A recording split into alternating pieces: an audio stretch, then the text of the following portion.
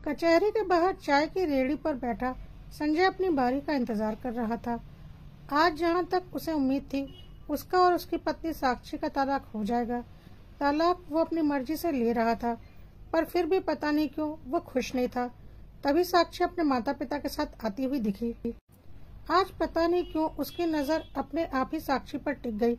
आज साक्षी ने शिफॉन की हरे रंग वाली साड़ी पहन रखी थी, वही साड़ी जो संजय मुंबई से उसके लिए लेकर आया था और जिसके पीछे घर में अच्छा खासा बवाल हुआ था और जिसके पीछे अम्मा ने कसम खा ली थी कि वो साक्षी को इस घर में देखना ही नहीं चाहती। अब या तो साक्षी ही रहेगी या फिर अम्मा। संजय अम्मा का विरोध नहीं कर पाया और नौबत तलाक तक आ पहुंची। साक्षी और संजय की शादी 10 महीने पहले ही हुई थी। ये कोई लव मैरिज नहीं थी, बल्कि खुद अम्मा ने साक्षी को संजय के लिए पसंद किया था। तब अम्मा को साक्षी में गुण ही गुण नजर आ रहे थे। जिस किसी से भी मिलती तो उसके गुणों की तारीफ करती, अपनी छोटी बहू की भलैया लेती। शादी की तैयारियां भी अम्मा ने खुद आगे होकर की थी। उनके पैरों में तो जैसे किसी ने पहिए फिट कर दिए हों। शादी के लिए इतनी फुर्ती से काम कर रही थी कि हर कोई देखते ही कहता, अरे बहू ला रही हो, भला इसमें इतनी खुश होने वाली क्या बात है। और अम्मा सबको मुस्कुराकर जवाब देती, अरे मेरा परिवार बढ़ रहा है तो खुश नहीं होंगी तो क्या। और फिर अपने काम में लग जाती। शादी वाले दिन बारात साक्षी के द्वारे पहुंच गई। बारातियों में से कुछ लोग शादी में बने पकवानों का लुत्फ उठाने लगे तो कुछ लोग दहेज के सामान को देखने लगे और कुछ वरमाला देखने में बिजी हो गए। शादी भी अच्छे से हो गई।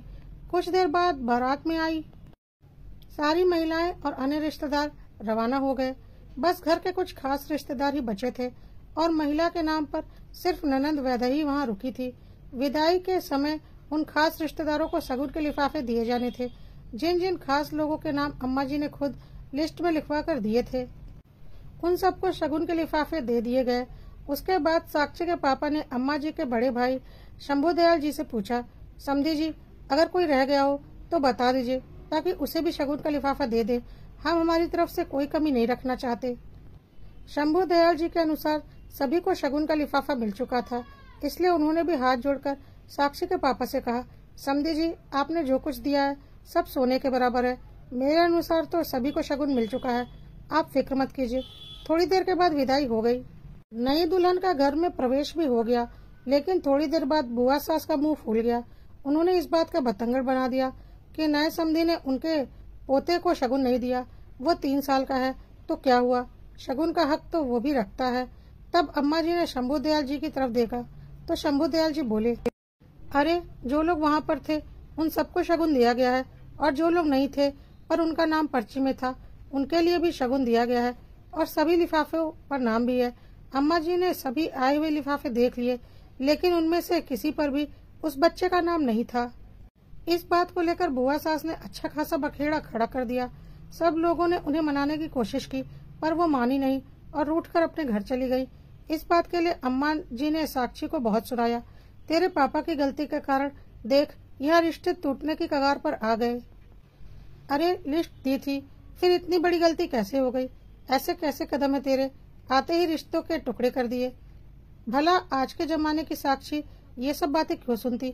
सीधे सीधे सारी गलती के लिए उसके पापा और उसे जिम्मेदार ठहराया जा रहा था।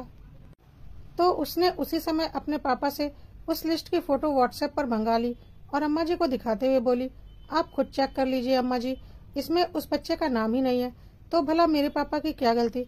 और विदाई के समय हमने तो आगे होकर पूछा भी था, पर मामा जी ने कहा कि सब लोगों को शगुन दे दिया गया है। साक्षी ने ये बातें बड़े आराम से की और शांतिपूर्वक कही थी, लेकिन अम्मा जी ने इस बात को दिल पर ले लिया। भला उनकी बहू इतने लोगों के सामने उनकी बात काट रही है। वो इस बात को बर्दाश्त नहीं कर पाई और उनका दिल साक्षी के लिए नफरत से भर उठा। गलती उनकी तरफ से हुई थी, लेकिन तिल का ताड़ अब बन चुका था। जब साक्षी के पापा को ये सारी बातें पता चली तो उन्होंने शगुन का लिफाफा उस बच्चे के लिए भेज दिया। अम्मा जी और बड़े भैया खुद वो लिफाफा लेकर बुआ सास के घर देने गए, पर बुआ सास और उनके परिवार वालों ने ये कहकर वो लिफाफा लौटा दिया कि जिस समय देना था उस समय तो दिया नहीं। अब इन सब का क्या फायदा? हमें तो माफ करो, हमने तो आपकी रिश्तेदारी देख ली। नए रिश्ते जोड़ने के चक्कर में आप तो पुराने रिश्ते तोड़ने पर लगे हुए हो। उस रिश्ते की गांठ पड़ चुकी थी और इन सब के लिए अम्मा जी साक्षी को ही जिम्मेदार ठहरा रही थी। जबकि साक्षी की कहीं से कोई गलती भी नहीं थी।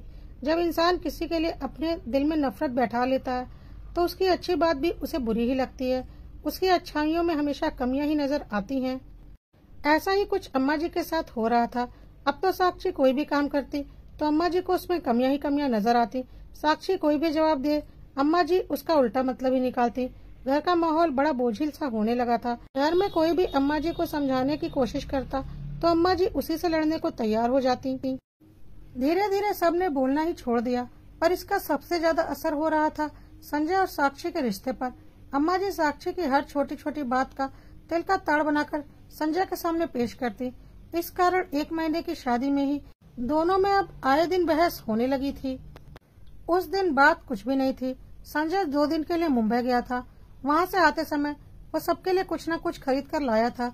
उस दिन भाभी के घर में कोई प्रोग्राम था तो इसलिए भैया भाभी और वैदेही वहाँ गए हुए थे। घर में अम्मा और साक्षी ही थे। साक्षी के लिए वो हरे रंग के शिफॉन की साड़ी लेकर आया था जो साक्षी को बहुत पसंद आई थी। संजय का फोन आ गया तो वह फोन पर बातें करता हुआ बाहर आ गया। उस समय साक्षी अंदर कमरे में आईने के सामने खड़ी होकर उस साड़ी को लगाकर देख रही थी। यह देखकर अम्मा ने तंज कसा, हाँ भाई पहन लो नई साड़ी। बाप की तो शगुन देने की औकात भी नहीं, यहाँ मेरे बेटे के पैसे खर्च कराए जा रहे हैं। आखिर फकीरों के घर पर क्या देखा होगा। यह बात साक्षी को बहुत बुरी लगी और उसने पलटकर कहा, अम्मा जी आखिर कब तक आप मेरे और मेरे पापा के पीछे पड़ी रहोगी। गलती आप लोगों की थी, पर जब देखो आप मुझे सुनाती रहती हैं। ज्यादा जबान मत चला मेरे सामने। जब जब तू मेरे सामने आएगी मैं तुझे ये बातें सुनाती रहूंगी, क्योंकि तेरे कारण हमारे खास रिश्ते टूट गए। अम्मा जी भी अब चुप नहीं हो रही थी तो साक्षी ने जोर से कहा, मेरे कारण कोई रिश्ता नहीं टूटा है आपका, ये सब तो आपकी हरकतों के कारण टूटा है। आपको खुद रिश्ते बनाकर रखने नहीं आते, तभी तो अब अपने बेटे बहू के पीछे पड़ गई हो। बस कर, ज्यादा जबान चला रही है। अम्मा ने इतनी जोर से कहा कि बाहर से संजय दौड़ा दौड़ा अंदर आया और बोला, क्या हुआ अम्मा, इतनी जोर से क्यों चिल्ला रही हो? अरे पूछ अपनी पत्नी से, ये मुझ पर तेरा घर तोड़ने का इल्जाम लगा रही है। अब या तो यह इस घर में रहेगी या फिर मैं, अम्मा जी ने रोते हुए कहा। अम्मा की बात सुनकर संजय हक्का बक्का रह गया। तभी साक्षी बोली, भला मैं क्यों जाऊंगी यहाँ से, सारी गलती तो आपकी है। साक्षी के कहने पर अम्मा ने संजय की तरफ रोते हुए देखा और कहा, इसी दिन के लिए तो तुझे पाल पोस कर बड़ा किया था मैंने। अरे जिस दिन तेरे पिता खत्म हुए थे उस दिन मैंने हिम्मत नहीं हारी, बल्कि तुम लोगों के लिए फिर से खड़ी हो गई। इसका नतीजा ये है कि आज मुझे ये दिन देखना पड़ रहा है। आखिर संजय ने साक्षी को ही डांट दिया। अगर तुम्हें अम्मा के साथ रहने में दिक्कत है तो निकल जाओ यहाँ से। कब तक मैं ये सब बर्दाश्त करता रहूंगा। साक्षी को संजय से इस जवाब की उम्मीद नहीं थी।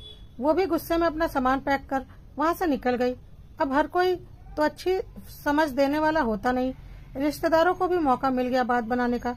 दोनों तरफ के रिश्तेदारों ने आग में घी डालने का काम ही किया और उसका नतीजा ये निकला कि कुछ दिनों बाद ही अम्मा जी के कहने पर संजय ने तलाक के लिए अर्जी दे दी। साक्षी संजय को तलाक देना नहीं चाहती थी, क्योंकि वो ये जानती थी कि संजय की गलती नहीं है, बस अम्मा उसकी हर बात को संजय के सामने तोड़ मड़ोड़ कर पेश कर रही हैं। तभी साक्षी की नजर संजय से टकराई, पर इस बार संजय ने अपनी निगाह दूसरी तरफ नहीं की और न ही साक्षी ने अपनी नजरें दूसरी तरफ घुमाई। साक्षी की नजरें उसे ऐसे देख रही थी जैसे पूछ रही हो, क्या हुआ संजय, आज अकेले कैसे आए हो? सचमुच संजय अपने आप को अकेला ही महसूस कर रहा था। घर का कोई सदस्य उसके साथ नहीं आया, जिसमें तो वो एक संयुक्त परिवार का बेटा है। जाहिर सी बात है, आपको अपनी परेशानी खुद ही झेलनी पड़ती है। परिवार भी कुछ दिन ही साथ देता है। शुरू में तो सबने संजय का पूरा ध्यान रखा, लेकिन जैसे जैसे वक्त निकला सब अपने अपने कामों में बिजी हो गए। अभी पिछले महीने बड़े भैया भाभी को बेटा हुआ, तब से किसी का भी ध्यान संजय की तरफ नहीं है। वो कब खाना खा रहा है, कब आ रहा है, कब जा रहा है, उसके कपड़े धुले हुए हैं या नहीं, किसी को कोई लेना देना नहीं। घर में सब लोग खुश हैं संजय को छोड़कर। और आज यहाँ फैसले के दिन भी कोई उसके साथ नहीं आया। भाभी अपने घर के काम में बिजी थी, अम्मा अपने पोते को खिलाने में बिजी थी। वैदेही का तो वैसे भी कॉलेज होता है, भैया का अपना ऑफिस होता है, तो भला किसी के पास संजय के लिए फुर्सत कहाँ। अब उसे समझ में आ रहा था कि जो साथ पत्नी दे सकती है वो कोई और नहीं। खैर, जब अंदर से बुलावा आया तो संजय और साक्षी दोनों अंदर गए। तलाक के पेपर पर दोनों को साइन करने के लिए कहा गया, लेकिन संजय के हाथ साइन करते समय कांपने लगे। यह देखकर साक्षी ने पूछा, क्या हुआ संजय, तुम्हारी तबीयत तो ठीक है? संजय ने साक्षी की तरफ देखा और फिर हिम्मत करके कहा, क्या हमारा तलाक लेना जरूरी है? साक्षी एकटक उसे देखती रह गई, फिर बोली, तलाक मैंने नहीं तुमने मांगा था, और अगर तलाक नहीं लोगे तो फिर अम्मा, तुम अम्मा की बात छोड़ो, उनके पास उनके बेटे बहू परिवार सब है, पर मैं तो अकेला हूँ। इस बार मैं वो गलतियाँ नहीं दोहराऊंगा जो मैंने उस समय की थी। इसलिए मैं एक बार फिर पूछ रहा हूँ, क्या हमारा तलाक लेना जरूरी है? हम एक नई शुरुआत नहीं कर सकते? मुझे तलाक नहीं चाहिए, पर क्या तुम अपनी अम्मा का सामना कर पाओगे? साक्षी का जवाब सुनकर संजय एक पल के लिए बिल्कुल चुप हो गया। फिर उसने तलाक के पेपर को देखा और उन्हें उठाकर फाड़ दिया। वहाँ खड़े साक्षी के माता पिता की आंखों में भी आंसू आ गए। आखिर कौन से माता पिता अपनी बेटी का घर उजड़ते देख सकते थे? साक्षी को उसके माता पिता के साथ भेजकर सबसे पहले संजय अपने ऑफिस के आसपास एक किराए का घर ढूंढने गया। शाम तक ढूंढने के बाद उसे एक ढंग का घर मिल गया। उसके बाद सीधा वह अपने घर गया। अम्मा उस समय अपने पोते को खिला रही थी। संजय को घर आया देखकर बोली, मिल गया छुटकारा उस आफत से? संजय ने अम्मा से कहा, मैंने तलाक के पेपर फाड़ दिए, मुझे अपनी पत्नी से तलाक नहीं चाहिए। उसकी बात सुनकर अम्मा बोली, क्यों नहीं चाहिए तलाक? तुझे कहा था ना, या तो वह इस घर में रहेगी या फिर मैं। अम्मा की बात सुनकर संजय बोला, अम्मा ये आपका घर है, आप ही यहाँ रहिए, मैंने अपना बंदोबस्त बाहर कर लिया है, मैं साक्षी के साथ वहीं रहूंगा। अरे ऐसा क्या जादू कर दिया उसने जो तलाक लेने से मना कर रहा है? छोड़ उसे, उसके जैसी 10 मिलेंगी। तुझे मेरी बात पर यकीन नहीं है?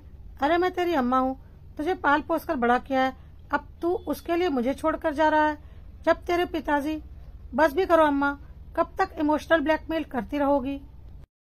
अम्मा तेरी जिद के कारण मैं अपने घर को नहीं टूटने दूंगा। अपने दिल पर हाथ रखकर सोचो कि क्या साक्षी ही हमेशा गलत थी? क्यों जबरदस्ती मेरा घर बर्बाद करने पर तुली हो? तुम तो खुद अपने बेटे बहू पोते पोती में खुश हो, क्या तुम्हें मेरा अकेलापन नहीं दिखता? सब अपने आप में खुश हैं, पर मैं तो अकेला हूँ। मैं भी अपना परिवार चाहता हूँ, तो क्या गलत चाह रहा हूँ? बस अम्मा आप यहाँ खुश रहिए और हमें भी खुश रहने दीजिए। कहकर संजय अंदर के कमरे में चला गया और अपना सामान पैक कर उसी शाम साक्षी के साथ अपनी गृहस्थी बसाने के लिए रवाना हो गया।